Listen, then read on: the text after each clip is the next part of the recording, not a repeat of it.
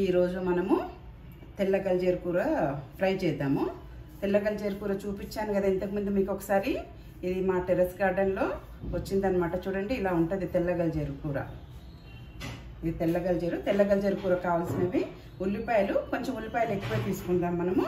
పచ్చిమిర్చి, వెల్లిపాయలు చిన్న చిన్న ముక్కలు కట్ చేసుకొని పెట్టుకున్నాము. కరివేపాకు, కొత్తిమీర, శనగపప్పు 2 టేబుల్ స్పూన్లు నానబెట్టి పెట్టుకున్నాము. కొంచెం వేడి నీళ్ళు వేసి నానబెట్టుకున్నాను. ఆయిల్ హీట్ ఎక్కినాక జీలకర్ర, ఆవాలు,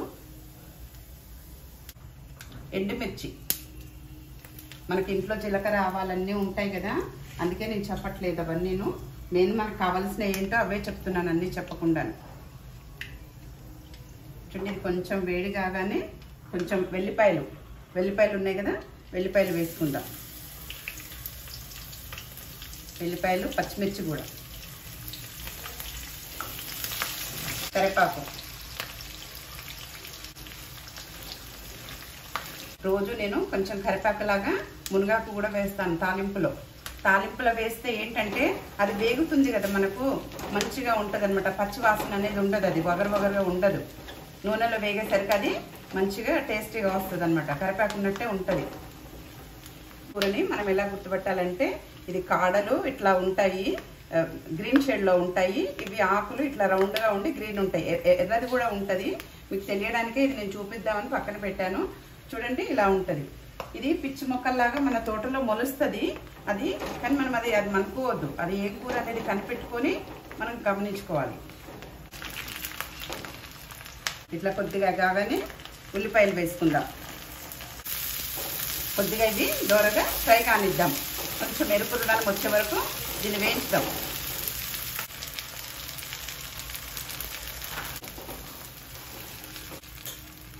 ఇలా ఉల్లిపాయలు ఎర్రగా వేగినాక పసుపు వేసుకుంటున్నాను. చూసారా, ఇలా ఉల్లిపాయలు ఎర్ర వేయగానే ఈ తెల్ల గల్జేరు కూర కూడా వేసేసుకుందాను. మీకు ఈ తెల్ల గల్జేరు కూర వల్ల ఎన్ని ఉపయోగాలో మీకు చెప్పాను కదా. ఉపయోగాలు ఏంటనేది తెలియకపోతే మీరు వీడియో ఉంది చూడండి, మన ఛానల్లో చూడండి. అసలు దీనివల్ల ఎన్ని ఉపయోగాలు, ఇంత ఉపయోగాలు ఉన్నాయన్నమాట. ఇది కిడ్నీ సమస్యలకు చాలా బాగా ఉంటుందంట. కిడ్నీ సమస్యలు ఉన్న వాళ్ళు, మనకు కిడ్నీలో స్టోన్స్ వస్తాయి కదా, ఆ స్టోన్స్ ఉన్న వాళ్ళు తినాలంట. కిడ్నీలో రాళ్ళు కూడా పడిపోతాయని చెప్తున్నారు ఈ మధ్య. ఇలాంటివి ఆకుకూరలు, ఇది మన అమ్మమ్మల కాలం నాటి ఆకుకూరలు. ఇప్పుడు ఇది మనగా ఉప్పు వేసుకుందాము. ఉప్పు వేసుకుంటే ఏంటంటే వాటర్ బయటకు వస్తుంది. బయటకు వచ్చినప్పుడు ఆకుకూర ఏంటంటే మాడకుండా వస్తుంది అనమాట.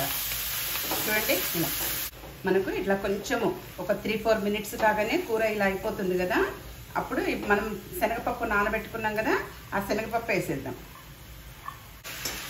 శనగపప్పు వేసుకున్నాక మంచిగా కలుపుకొని మనం కాసేపు మూత పెట్టుకుందాము. మూత పెట్టుకుంటే ఏంటంటే వాటర్ వస్తుంది. అందులో వాటర్ వచ్చేసరికి శనగపప్పు మంచిగా వేగిపోతుంది. చూడండి 3 నిమిషాలు అయ్యింది. ఇప్పుడు 3 నిమిషాల్లో కూర ఎలా ఉడికిందో చూడండి. ఇలా మనం 10 నిమిషాల్లో కూర రెడీ అయిపోతుంది. ఇది మనం అన్నీ రెడీ పెట్టుకొసుకున్నాం అనుకోండి, చేసుకుంటుంటే 10 నిమిషాల్లోనే కూర మనకు రెడీ అయిపోతుంది. చూడండి ఇప్పుడు ఒక 3 నిమిషాలు అయింది కదా. శనగపప్పు గురించి మరి కొంచెం సేపు మూత పెడదాం. మనము పాల ప్యాకెట్ని మొత్తం అందరం ఏం చేస్తామంటే ఇలా కట్ చేసేస్తాం కదా. కట్ చేసినప్పుడు ఇది చిన్న ముక్క వస్తుంది. మనం ఈ చిన్న ముక్క కట్ చేయకుండా మనం పాల ప్యాకెట్ని ఇలా కట్ చేసుకుందాం. ఎందుకంటే ఇది ప్లాస్టిక్ కదా, ఈ చిన్న ముక్క భూమిలో కలగడానికి చాలా ఏళ్ళు తీసుకుంటుందంట టైము. మనకేంటంటే కవర్లు వాళ్ళు ఏరేటప్పుడు ఏరలేరు కదా, ఈ చిన్న ముక్క ఏరాలంటే టైం పడుతుంది. ఇప్పుడు దీనికే జాయింట్ ఉందనుకోండి, అప్పుడు ఏం చేస్తారు, ఈజీగా ఈ పాల ప్యాకెట్ తీసేసి బయట వేసేస్తారు.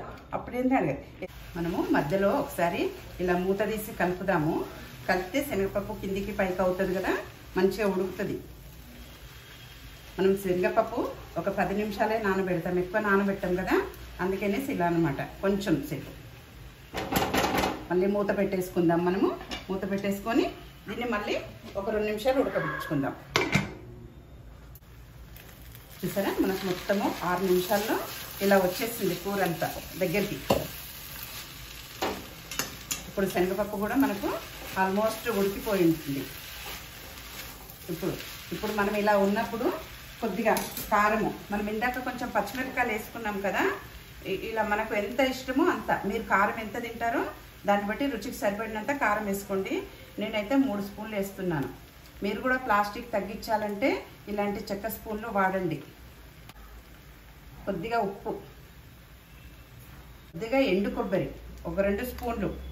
మీకు ఎండు కొబ్బరి ఇష్టం ఉంటే వేసుకోండి, లేకపోతే లేదు.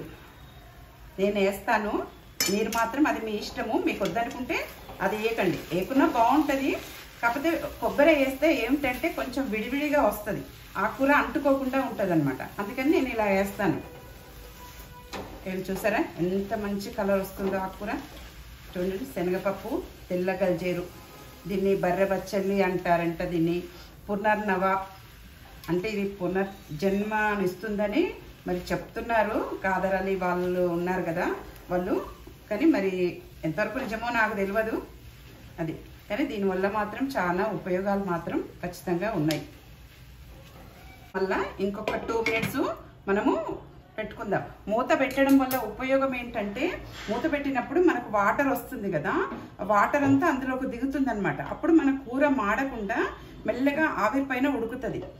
ఎప్పుడు ఇలాంటి ఆకుకూరలు ఫ్రై చేసినప్పుడు మనం సిమ్మంటలో చేసుకోవాలి. కూర మనకు రెడీ అయిపోయింది. చూడండి ఎంత మంచి కలర్ వచ్చిందో. కొంచెం ఎండు కొబ్బరి వేయడం వల్ల ఏంటంటే ఇలా విడిపోతుంది. దాంట్లో కూడా ఆయిల్ ఉంటుంది కదా కొబ్బరిలో మనకు, అందుకు మనం ముందుగా కొంచెం ఆయిల్ తక్కువ వేసుకుంటాం అనమాట. చూడండి ఇలా విడిపోతుంది. లేకపోతే ఏంటంటే కొబ్బరి వేయకపోతే మనకు మెత్తగా ఉంటుంది. చూడండి మన కర్రీ రెడీ అయిపోయింది. తెల్ల గల్జేరు కూర రెడీ అయిపోయింది. చూడండి మనం శనగపప్పు వేసి ఫ్రై చేసుకున్నాము. చూడండి ఎంత బాగుంటుంది. ఇది చపాతీలైనా సరే అన్నంలోకైనా బాగుంటుంది. లోకాం సమస్తాం సుఖినో భవంతు.